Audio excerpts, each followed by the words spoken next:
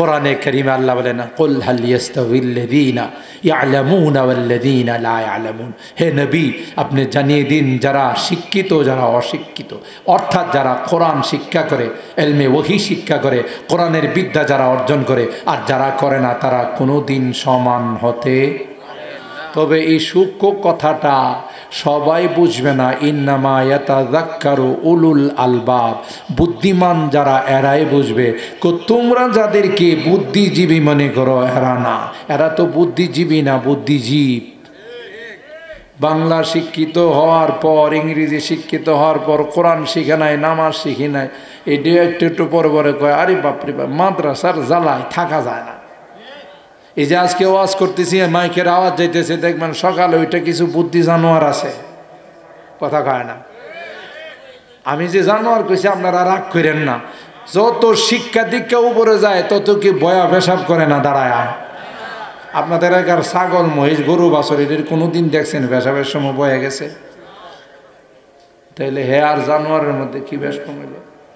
আচ্ছা, আপনাদের গরু মহিষ যদি ঘাস খায় আর হঠাৎ করে ওনার এস্তেঞ্জার দরকার হয়েছে, টয়লেটে যাওয়ার দরকার হয়েছে, এখন কি উনি খানা পিনা বাদ দেওয়া টয়লেট ছাইরা এরপরে খানা দুইটা একসাথে চালায়? তো আমাদের দেশে এমন অনেক বুদ্ধিজীবী আছে, বুদ্ধিজীব আছে যেগুলো বাথরুমে যায় একদিক দিয়ে টানে আর একদিক দিয়ে ছাড়ে, কথা কয় না। কোনদার পাড়াতে নাই, অনেক অন্য জায়গাতে আছে, আপনারা আবার রাগ করেন না। হেরে জিজ্ঞাসা করা হয় টয়লেট থেকে বাইরে হওয়ার পর, কি ওখানে গা টানছস কা? টান না দিলে ক্লিয়ার হয় না। এরকমের কিছু জানোয়ার আছে না? না, কথা বলেন। এরা কোরআনের বিরোধিতা করে, ইসলামের বিরোধিতা করে, মাহফিলের বলে শব্দ দূষণ। আর যদি এখানে মোটা সোটা কেউ আয়সা নাচতো আর গান গাইতো, খাইটা যা কইতো, তাহলে কইতো এটা মজা লাগে। বোঝা গেল হ্যাঁ রোগ হইছে। জ্বর হইলে যেমন পোলাও কোরমা দিলে কয়ে তিতা, শুটকি ভর্তা দেন, টমেটো ভর্তা, ওরে বাবা মজা কি! আসলে কি খানা মজা বেমজা না, মেশিন বেমজা হয়েছে, কথা কয় না। যাদের কাছে কোরআনের আওয়াজ ভালো লাগে না, কোরআনের মাদ্রাসা যাদের ভালো লাগে না, ওদের বোঝা গেল ক্যান্সার হয়েছে। কি হয়েছে? ভালোটা খারাপ লাগে, খারাপটা। আল্লাহ বলেন যারা বুদ্ধিমান, যাদের পরকালের জ্ঞান আছে, অর্থাৎ নামাজ পড়ে রোজা রাখে, আল্লাযীনা ইয়াযকুরুনাল্লাহা কিয়ামান ওয়া কুউদান ওয়া আলা জুনুবিহিম ওয়া ইয়াতাফাক্কারুনা ফি খালকিস সামাওয়াতি ওয়াল আরদ। আল্লাহ বলেন এরা হলো আমার কাছে বুদ্ধিমান। সুবহানাল্লাহ। আপনারা আবার কইেন না যে হুজুর উচ্চ শিক্ষিতরে জানোয়ার কয়ে গেছে। আমি কি আমার থেকে জানোয়ার কইছি না, এদের কাজে কর্মে জানোয়ার কইছি। আরও যারা বেশি উচ্চ শিক্ষিত, ডিগ্রি কয়েক মন, এরা দেখবেন এখন আর ডান হাত ব্যবহার করে না, ডান হাতে এখন হেল্পিয়ারে বাড়াই দিছে। যা খায় সব বাম হাতে। আপনাদের কোন্দার পাড়া নাই, ঢাকা শহরে আছে, এই যে দেখা যায় বাম হাতে চা খায়, বাম হাতে কলা খায়, বাম হাতে বিস্কুট খায়। আপনি যেন দেখলে মনে করেন ওরে বাবা এত আধুনিক। হ্যাঁ আধুনিক হয়েছে, হ্যাঁ না আদিমিক হয়েছে, কথা বলেন ঠিক কি না? এত আস্তে একটা খাড়াস, কথা কি ঠিক কইলাম? কারণ এই হাত দিয়া কি পরিষ্কার হয়? পিছনের রাস্তা পরিষ্কার করে না। তাহলে হে যখন আবার এই হাত রাখে মুখের দিকে নিতে চাচ্ছে, তাহলে আমরা ইংরেজিতে কি বলবো? যা ত্যাগ করছে তারা আবার ব্যাক করার চেষ্টা করতেছে, কথা কয় না। আরে ভাই যতই আপনি শ্যাম্পু দিয়ে সাবান দিয়ে পরিষ্কার করেন, কিছুটা সেন্ট তো থাকেই। তো এই সেন্টারে যখন এ আবার মুখের কাছে নিল, তার অর্থ কি আমারটা আবার ফেরত নিতে চাই? হে কি আধুনিক হলো না খাড়াস হইল? হে বলে মডারেট। আবার আরো মডারেট যারা হয় দেখবেন এদের কাপড় শুধু উপরের দিকে উঠে। আপনাদের এলাকা না, আমাদের ঢাকাতে দেখবেন যারা আরেকটু মডারেট হাফ প্যান্ট ভইরা চলে। বেলাজা বেহায়া কোথাকার, লজ্জা নাই শরম নাই, হাঁটু বাইর করে চলো, কথা বলে ঠিক কিনা? ওই যে আমার এই কথাই সব মাহফিলে আমি বলি, মোরক্কো বাবারে জিজ্ঞাসা করছে তোমার পোলার লেখাপড়ার কি অবস্থা? গো বাবারি আমি তো ক্লাস মেলাস বুঝি, সেদিন না মোরক্কো মানুষ ক্লাস 5, 6, 7, 8, 9 এগুলো। তবে আমার ছেলের লেখাপড়াটা উন্নতি হয়েছে, এটা আমি আজ করতে পারছি। এটা কেমনে বুঝলা? এই পোলাটা যখন প্রাইমারিতে পড়তো তখন দেখছি বৈশা বৈশা পেশাব করছে, যেই হাই স্কুলে ভর্তি হয়েছে তখন দেখি দাঁড়াই গেছে। তাতে আমি বুঝলাম বসার থেকে দাঁড়াইছে মানে উন্নতি হয়েছে, কথা কয় না। আপনারা মনে রাগ করতেছেন, আমার যুবকগুলো কিন্তু ভালো, আমার এই যুবকগুলো ভালো না হলে মাহফিলে আসতো না। কথা বলেন ঠিক কিনা? আর বর্তমান সময়ে যত ইসলামী মহাসম্মেলন হচ্ছে, তাফসীরুল কোরআন হচ্ছে, সবচাইতে অগ্রণী ভূমিকা আমার যুবকরা নিচ্ছে।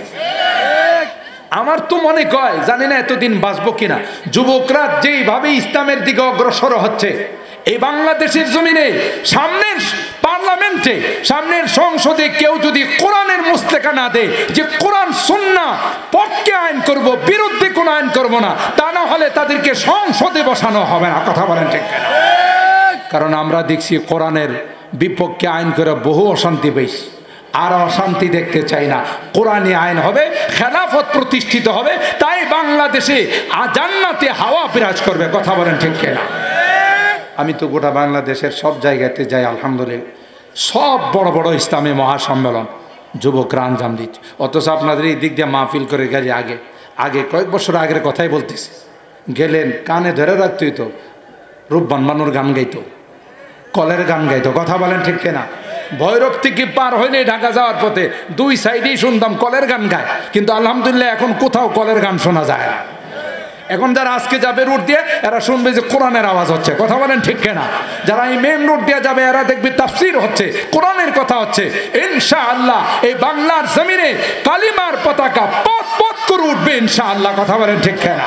বলেন ইনশাআল্লাহ, বলেন ইনশাআল্লাহ। নারায়ে তাকবীর, আল্লাহু আকবার। ইসলামের আলো, কোরআন হাদিসের আলো, নারায়ে তাকবীর। এই স্লোগান এখন থুক্কু পর্যন্ত। শুরু খালি খেলাধুলা করছেন, একটা খেলা বাদ দিয়ে আরেকটাতে গেলে কি দিয়ে বাদ দিছেন? ও ভুলে গেছেন? একটা খেলা বাদ দিয়ে আরেকটা খেলাতে থুক্কু, এটা বাদ। এখন যদি আধুনিকভাবে বলবেন ডিলেট।